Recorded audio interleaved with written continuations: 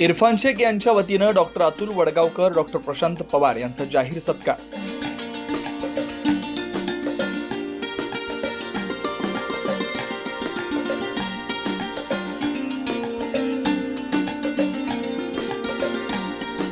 नाशिकच्या घोटी येथील रहिवासी इरफान शेख यांचे कुटुंब गेल्या काही वर्षापासून हृदयविकार तज्ञ डॉक्टर अतुल वडगावकर यांच्याकडे उपचार घेत आहे। काही दिवसांपूर्वी इरफान यांना छातीत त्रास होत असल्याचं लक्षात आलं। त्यानंतर तात्काळ डॉक्टर वडगावकरांच्या रुग्णालयात दाखल झाले। मात्र रुग्णालयाच्या प्रांगणात आल्यानंतर त्यांना आणखी त्रास होत असल्यामुळे हॉस्पिटल प्रांगणातच त्यांच्यावर उपचार करण्यात आले। डॉक्टर अतुल वडगावकर आणि त्यांच्या टीमच्या सतर्कतेमुळे खान यांना जीवदान मिळाल्यानं इरफान खान यांच्या वतीनं डॉक्टर अतुल वडगावकर आणि डॉक्टर प्रशांत पवार यांच्या घोटीच्या मारुती मंदिर सभागृहात आज जाहीर सत्कार करण्यात आला। यावेळी डॉक्टर अतुल वडगावकर आणि त्यांच्या सुविद्य पत्नी पूजा वडगावकर तसेच डॉक्टर प्रशांत पवार यांचा शाल, श्रीफळ, ट्रॉफी देऊन सत्कार करण्यात आला।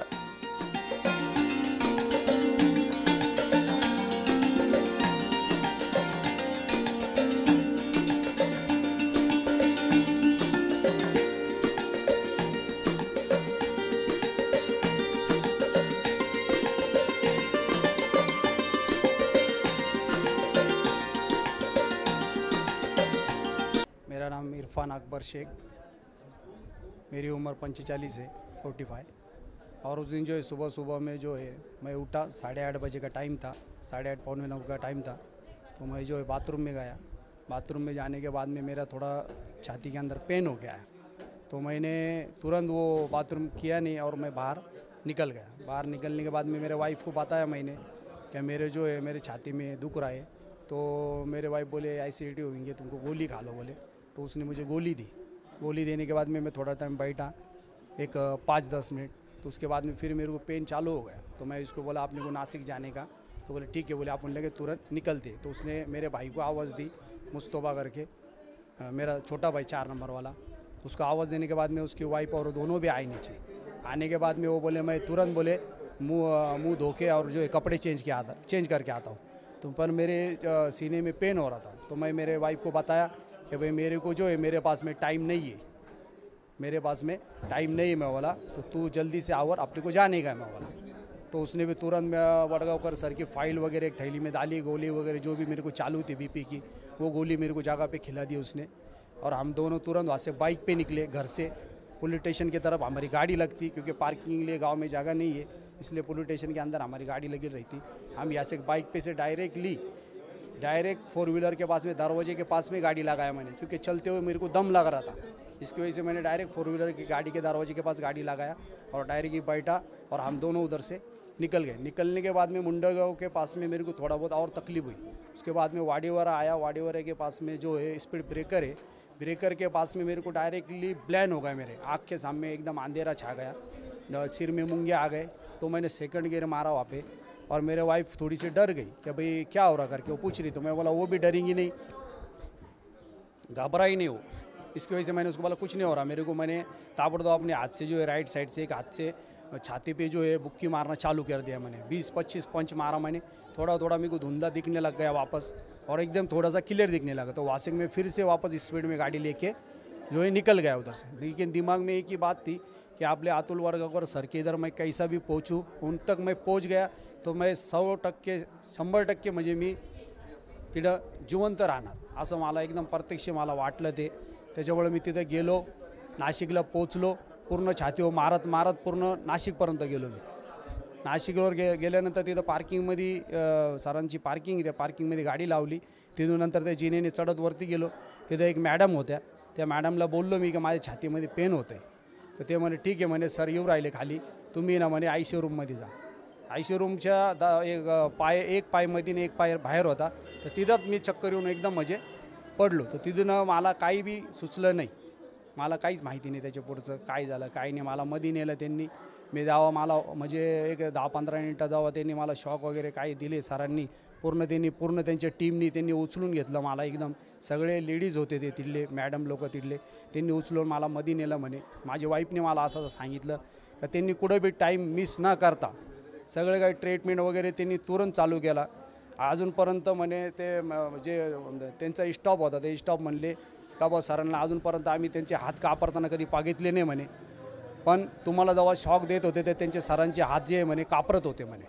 तर ते बी सर बी थोडेसे घाबरून गेले होते का वो माझा मित्र आहे म्हणे इरफान और दर टायमाला 4 दिवसामध्ये 6 दिवसामध्ये 8 दिवसामध्ये म्हणा 10 दिवसांनी मी त्यांची गाठ भेट घेत राहतो तिथं त्यांना भेटायला जात राहतो.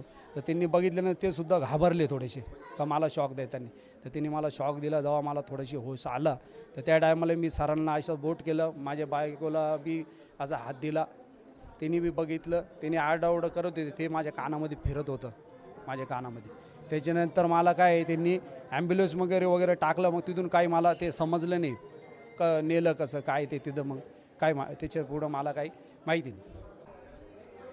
अतुल वरगावकर सर, इनका बहुत बहुत शुक्रिया करता हूँ मैं, क्योंकि उन्होंने जो भी उनके टीम ने और उन्होंने पूरी जी जान से जो है मेरे को बचाने की उन्होंने पूरी कोशिश करे और उनका बहुत बहुत धन्यवाद करता. और जो प्रशांत पवार सर, उन्होंने भी इमीडिएटली मेरा ऑपरेशन किए सह्याद्री के अंदर, मैं उनका भी धन्यवाद करता.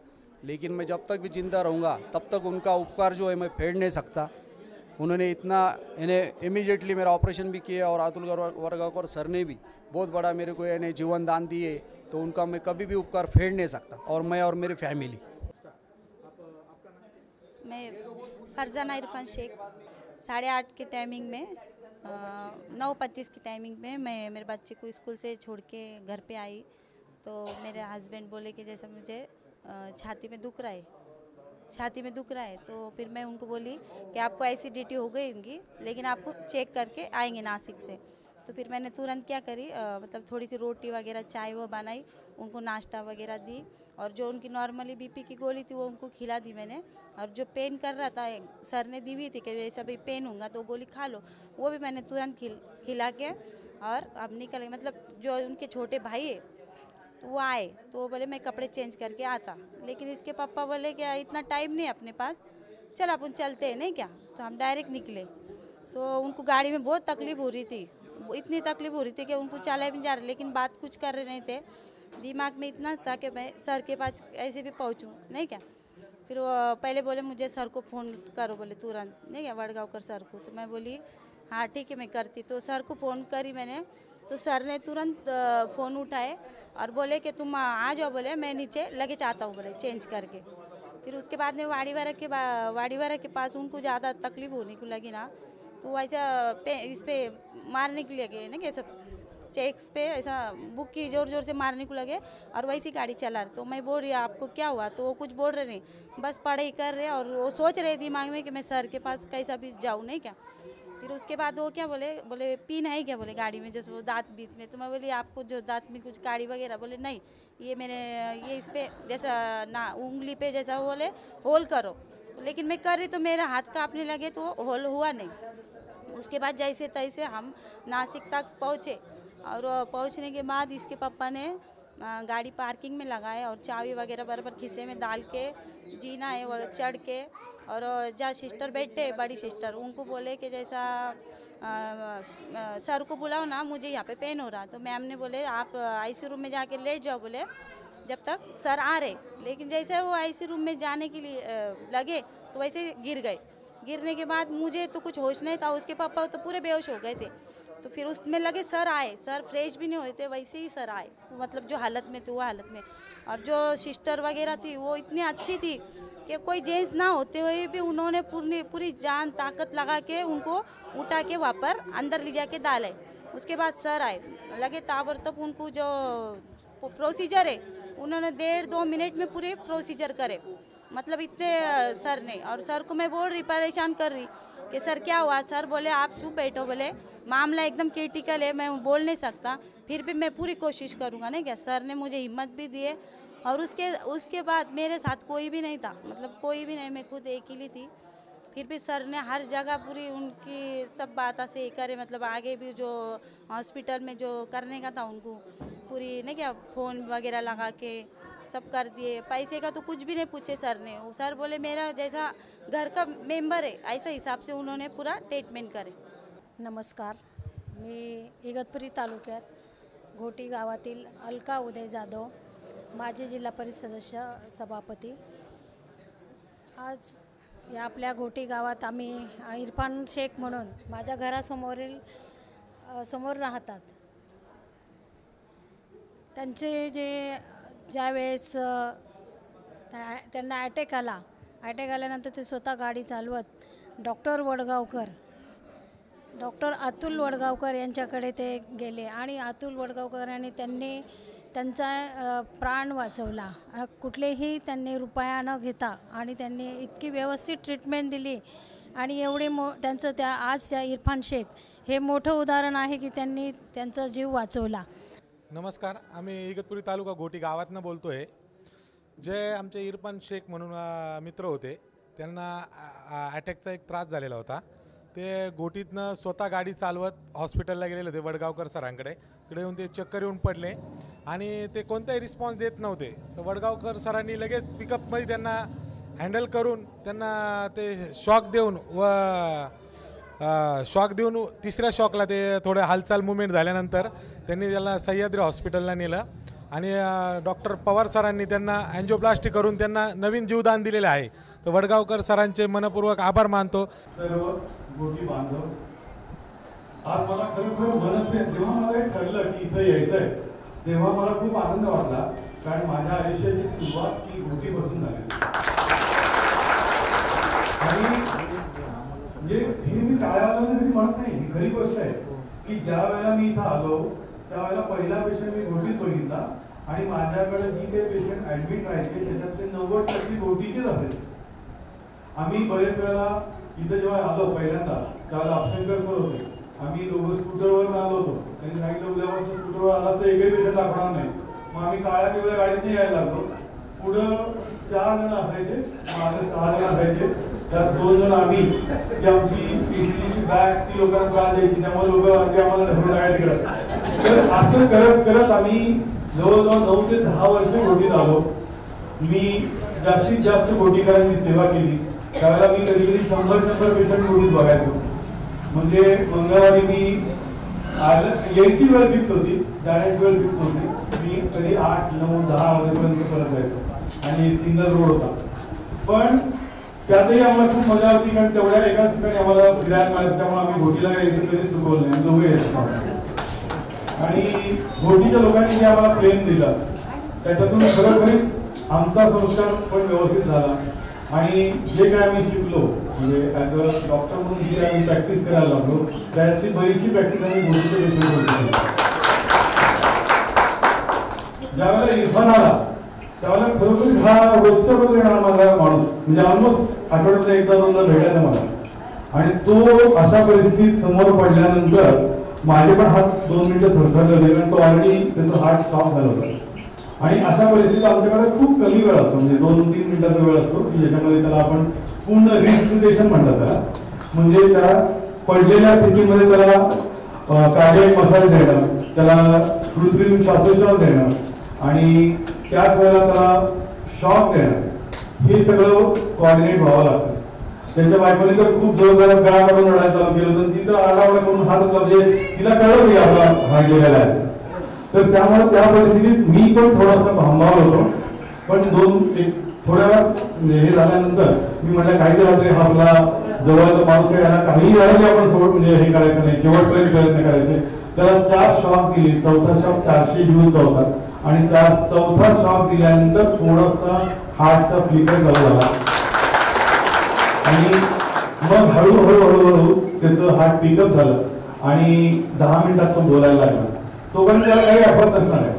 आणि ज्या वेळेला तो बोलायला लागला त्यावेळेला आम्ही लगेच ठरवलं होतं जी काही इमर्जन्सी ट्रीटमेंट आहे हार्टची ट्रीटमेंट केली आणि त्याची सगळी ब्लड इन्व्हेस्टिगेशन वगैरे सगळी केली. कॅटलॅब तयार केली. प्रशांतजी पवार हे माझे रेग्युलर डॉक्टर आहेत, त्यांना फोन केला आणि त्यांना सांगितले दुसरे सगळे पेशंट बाजूला ठेवा, हा पेशंट डायरेक्टली कॅटलॅबमध्ये जाईल. तसं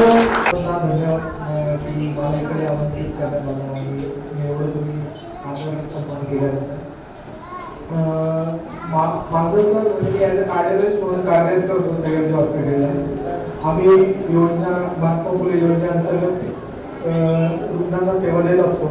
पण ही गोष्ट माझ्यासाठी खास काय, कारण की सरांचा मला जेव्हा फोन आला तेव्हा सरांनी मलापासून सांगितलं की प्रशांत हे माझं घराचं पेपर आहे, तुला सगळं बाजूला ठेवायचं आहे आणि तुला याची प्लास्टिक करायची.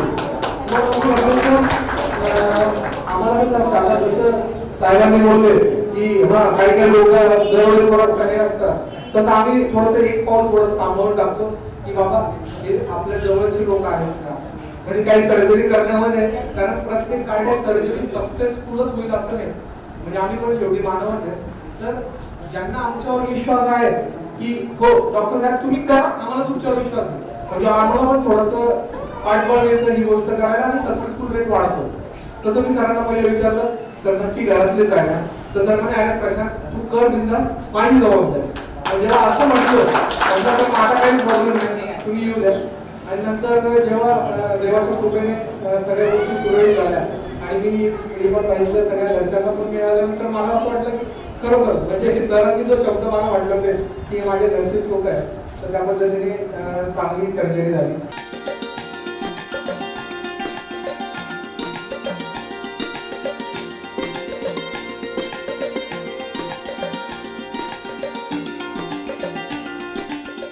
या सत्कार सोहळ्यासाठी घोटीगावचे सरपंच स्वाती कडू, उपसरपंच संजू मामा, अलका जाधव, बाळासाहेब वालझाडे, माजी सरपंच रामदास भोर, माजी सरपंच समाधान जाधव, सुरेश कडू, डॉक्टर रंगरेज, मुस्ताक पानसरे, युसुफ शेख, उमर मणियार, फिरोज तांबोळी, डॉक्टर लोढा, मेहूब शहा, बनू शेख, शरीफ शेख, मुस्तफा शेख, डॉक्टर उपाध्य, अजीज नासबंद, दीपक साखभा, काळू भोर, इरफान शेख, फरजना शेख यासह अन्य मान्यवर उपस्थित होते.